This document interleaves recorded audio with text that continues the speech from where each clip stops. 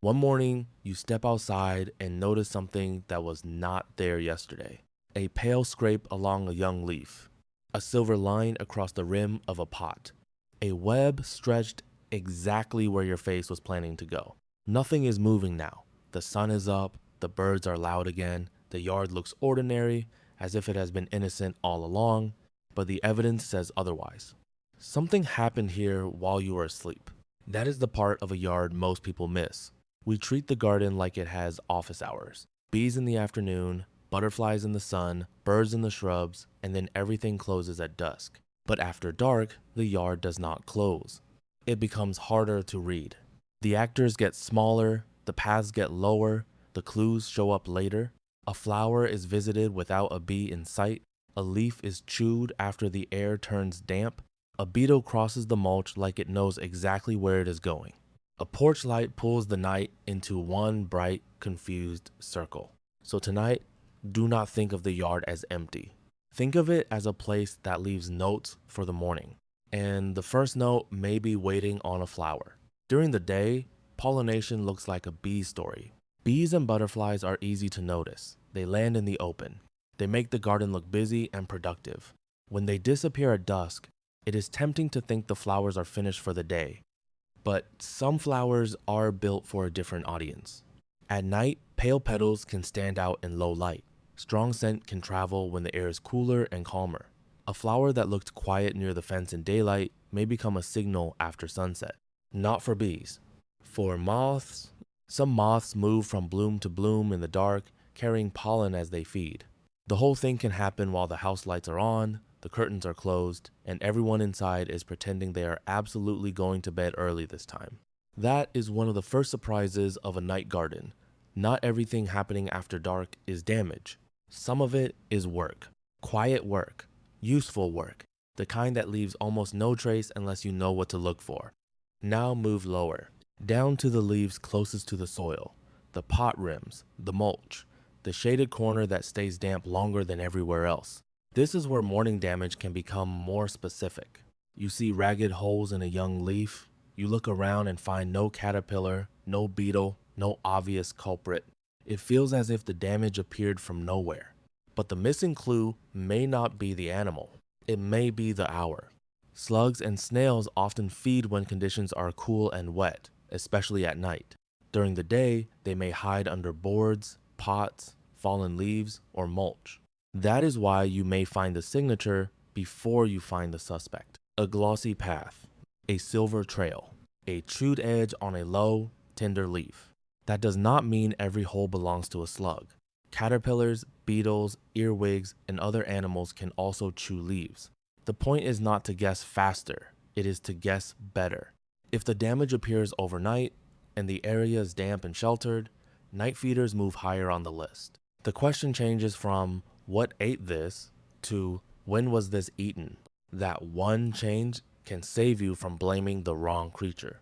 Then lift the story a little, but not too far. Look under a pot edge, along a stone border, near the leaf litter, places where the ground stays cool and complicated. This is where many gardeners meet a fast, dark beetle and immediately assume bad news. Ground beetles do not always make a charming first impression. They can sprint across a path like they are late for something official, but many ground beetles hide during the day and become active after dark. In gardens, many species feed on other small animals in soil and leaf litter. They are not there for you. They are working the lower levels of the yard. And here is where the scene gets interesting. The same damp mulch that helps a slug move at night may also shelter a beetle that hunts soft-bodied prey. So if the first reaction is to remove every moving thing, you may also remove something that was helping keep the balance. This is not a fairy tale where every insect is secretly your friend. Some pests cause real damage, and sometimes you do need to act. But before you act, it helps to know what role the animal may be playing. In a living yard, moving does not automatically mean problem. Sometimes it means predator, sometimes cleanup crew, sometimes visitor, sometimes pest. The trick is telling those apart before you turn the whole garden into one big emergency. Now look at the spaces between things. between a railing and a shrub, between two stems. Across the porch corner you never notice until you walk through it with your forehead. Spiders often build or repair webs when we are not watching. By morning, a new strand can make the yard look messy, abandoned, or personally hostile, especially when it is at face height. But a web is also a record of hunting. Some spiders wait in webs, others hunt without webs. Many feed on insects that gather around lights, move through shrubs, or trouble plants at night. A quiet web in a garden corner may be part of the yard's own pest control. This does not mean every web has to stay exactly where it is. You still get to use the door. You still get to clear the path. But before clearing every web out of habit, it is worth asking what that web might have caught while you were sleeping. Sometimes the mess is also a meal record. Then there are the lights. Some lights belong to the yard itself. If you live in a place with fireflies, the adult flashes are usually what people notice first. Little blinks over the grass, a summer signal that can make an ordinary yard feel briefly cinematic. But the hidden parts of a firefly's life can be just as interesting. Firefly larvae, sometimes called glowworms, can live near soil and leaf litter. In some species, the larvae prey on soft-bodied animals such as slugs, snails, worms, and other small soil creatures. So the glow is not only decoration. In some cases, it belongs to a predator's life cycle, a hunter that happens to be beautiful. And then there is the light we add ourselves. The porch light, it feels harmless. It helps us see the steps. It makes the door feel safer. But to insects that navigate, feed, mate, or avoid predators in darkness, artificial light can change the layout of the night. Some insects are drawn toward it, some stop normal behaviors near it, some become easier targets for predators. Around a bright bulb, the yard's activity can gather into one strange, crowded spot instead of spreading through the dark. That does not mean you need to live in total darkness. Use the light you need. Aim it downward when you can. Choose warmer, dimmer lighting where practical. Turn it off when you are done. And be careful with bug zappers if your goal is a living yard. They do not only remove insects you dislike, they can also remove many insects you never noticed, including harmless or helpful ones.